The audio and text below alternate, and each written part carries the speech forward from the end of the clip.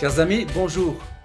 Le sujet du voile déchiré est au cœur de la foi chrétienne, indiquant le traçage d'un chemin nouveau, ouvrant la porte même du ciel. Déchirer son vêtement est un signe fort dans la pensée hébraïque, un signe de deuil, ayant un rapport, nous le verrons, avec le voile déchiré. Également, le déchirement du vêtement indique un changement de régime, la fin d'une ère, l'ouverture d'une nouvelle. Et il y a l'autre déchirure, celle du ciel. Commençons par cette image grandiose lorsque le Seigneur de gloire descend de son ciel.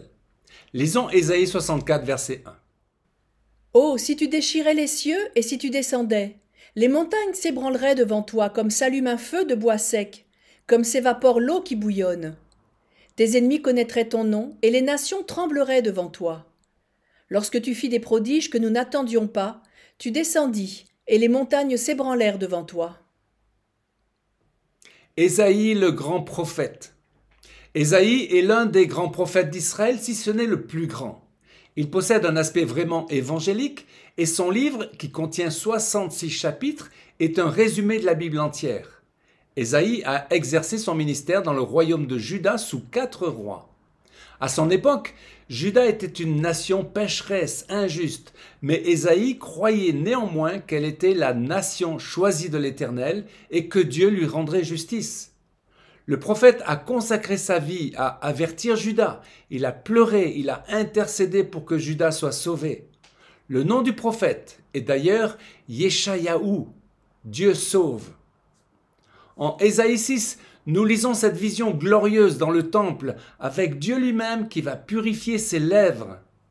Quelle gloire! C'est à ce moment-là que le prophète reçoit sa mission. Ésaïe 6, verset 9. Va et dis à ce peuple, vous entendrez et vous ne comprendrez point, vous verrez et vous ne saisirez point. Rends insensible le cœur de ce peuple, endurcis ses oreilles et bouche-lui les yeux, pour qu'il ne voie point de ses yeux, n'entende point de ses oreilles, ne comprenne point de son cœur, ne se convertisse point et ne soit point guéri. Les amis, quelle mission! Pourtant le prophète n'arrêtera pas de plaider la cause de son peuple. Seigneur, déchire, ton ciel descend. Il s'adressera même à l'Église des nations sans connaître son existence. Ésaïe 40, verset 1. Consolez, consolez mon peuple, dit votre Dieu. Parlez au cœur de Jérusalem et criez-lui que sa servitude est finie, que son iniquité est expiée. Plus encore, le prophète a comme espérance le salut des nations. C'est la mission d'Israël d'être un modèle pour l'humanité, une lumière pour les nations.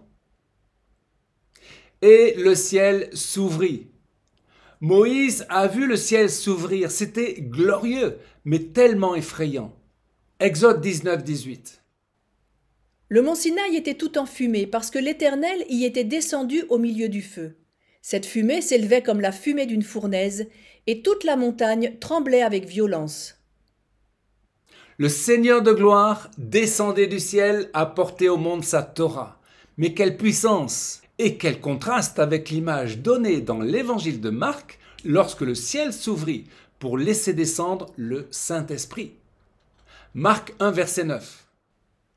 En ce temps-là, Jésus vint de Nazareth en Galilée, et il fut baptisé par Jean dans le Jourdain.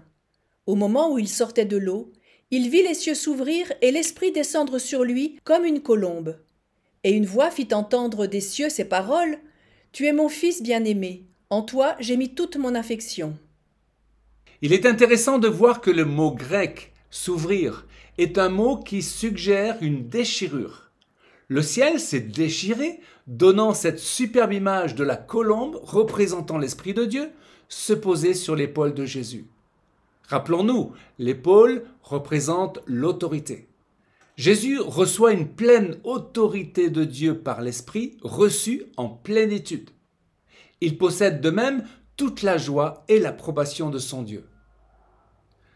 Le voile déchiré. À l'époque de Jésus, le temple de Jérusalem était au centre de la vie religieuse juive, où des animaux étaient offerts en sacrifice et où le culte était célébré conformément à la loi de Moïse. Hébreux 9 nous dit que le voile du temple séparait le Saint des Saints. demeure terrestre de la présence de Dieu, du reste du temple. L'homme était séparé de Dieu à cause du péché. Seul le souverain sacrificateur avait le droit de passer au-delà du voile une fois par an pour entrer dans la présence de Dieu et faire l'expiation des péchés d'Israël. Lisons Matthieu 27, 50. Jésus poussa un grand cri et rendit l'esprit. Et voici, le voile du temple se déchira en deux, depuis le haut jusqu'en bas. La terre trembla, les rochers se fendirent, les sépulcres s'ouvrirent, et plusieurs corps des saints qui étaient morts ressuscitèrent. Nous voyons l'image du corps de Jésus déchiré pour nous, au même moment où Dieu déchirait le voile. Réalisons ceci, lorsqu'un père juif déchire son vêtement par le haut, c'est lors du deuil de son fils. Le Père dans le ciel a déchiré son vêtement en signe de deuil, mais à travers cela, il a ouvert le ciel pour nous. Hébreux 10, verset 19.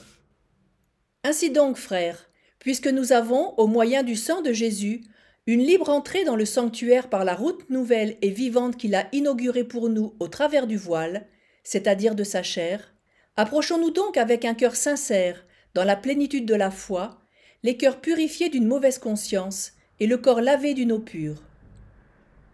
On pense que le voile du temple de Salomon mesurait 18 mètres de haut. Flavius Joseph dit aussi qu'il avait 12 cm d'épaisseur et que la force combinée de chevaux attachés des deux côtés n'aurait pas suffi à le déchirer. Parlons de la sacrificature déchirée. Voyons cet autre aspect. Jésus est à présent notre souverain sacrificateur céleste selon l'ordre de Melchisédek. Parce qu'avec la déchirure du voile s'ajoute une autre déchirure, celle de la sacrificature d'Aaron quand Caïphe déchira ses vêtements. Matthieu 26, 64. Jésus lui répondit : « Je vous le déclare, vous verrez désormais le Fils de l'homme assis à la droite de la puissance de Dieu et venant sur les nuées du ciel. » Alors le souverain sacrificateur déchira ses vêtements, disant : « Il a blasphémé, qu'avons-nous encore besoin de témoins ?» De la même manière, Dieu déchira la royauté d'Israël de dessus Saül pour la donner à un autre qui est meilleur que toi. C'est ainsi que David a reçu l'onction royale et que selon son caractère, d'homme selon le cœur de Dieu, le roi David désigne le Messie, le fils de David. Ouvrons le ciel. La reconnaissance à Dieu est une clé qui ouvre les écluses des cieux et illumine nos vies dans les bons et les mauvais moments. Lisons Malachie 3.10. Apportez à la maison du trésor toutes les dîmes, afin qu'il y ait de la nourriture dans ma maison. Mettez-moi de la sorte à l'épreuve, dit l'Éternel des armées, et vous verrez si je n'ouvre pas pour vous les écluses des cieux, si je ne répands pas sur vous la bénédiction en abondance. La rétention de l'action de grâce, de la louange à Dieu et de la dîme était un problème pour les Lévites. Ces paroles sont terribles, mais elles nous parlent encore aujourd'hui. À vous, sacrificateurs, si vous n'écoutez pas, si vous ne donnez pas gloire à mon nom, dit l'Éternel des armées, je maudirai même vos bénédictions. Chers amis, un cœur reconnaissant envers Dieu s'exprime à tout moment.